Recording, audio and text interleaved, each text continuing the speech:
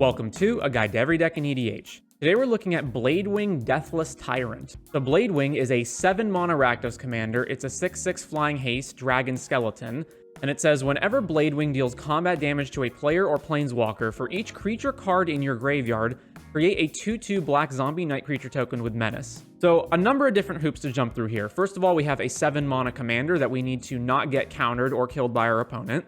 Secondly, we need a lot of creatures in our graveyard so that we're making as many zombies as possible. And third, that alone doesn't actually kill our opponents. You know, we hit them for 6 and we make a bunch of zombies, but we still have to untap with those zombies.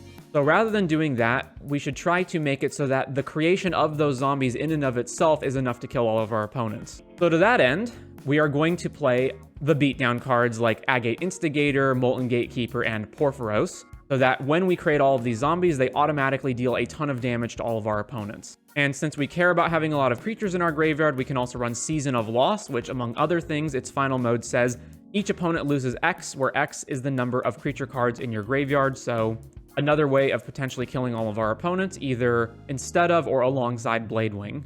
Now, obviously, we're going to need to get a bunch of creatures into our graveyard, and that's not going to be so easy. You know, after Buried Alive puts 3 into the graveyard, how else are we getting more creatures in? So we, of course, will have our cards that will loot, rummage, or otherwise filter creatures into our graveyard like DRC, Faithless Looting, and Artist's Talent. We also are basically playing every single creature with cycling that can cycle for just 1 mana, so all the cards you see here, they're essentially here because they at least cost no more than 1 to cycle, or in the case of Street Wraith, are just straight up free. We've got some card draw, and in particular, we are interested in cards like Ripples of Undeath and Brass's Tunnel Grinder to, you know, put all the cards into our graveyard. Stinging Study also cares about our commander's mana value, so this can draw 7. Mesmeric Orb will also be a card that will just naturally mill us until we hit a bunch of creatures into the graveyard, so that's another go-around. And then outside of that, we've got Mortal Combat as another win condition, so if we've got 20 or more creatures in our graveyard, we can win off of Mortal Combat. Then a whole bunch of fast mana. We're obviously trying to get to our commander quickly, and 7 is quite the steep cost. We also have access to Songs of the Damned to add black for each creature in our graveyard. Pretty straightforward mana base here with the addition of Phyrexian Tower to sacrifice creatures that are in play and get more creatures into the graveyard. We also have some more cyclers here with Oliphant and Troll of Khazad-dûm, and then it's also worth noting that the modal double-faced lands that are also creatures on their front face count towards the creatures in our graveyard, so those are good too. A little bit of protection, cards like Duress and Thoughtseize to make sure our opponents don't have counterspells or removal, or to take them if they do. Bunch of ramp, including skewing our ramp cards towards creatures so that when we discard, surveil, or randomly mill over cards, we are more likely to hit creatures than if these were cards like, say, Arcane Signet or Felwar Stone.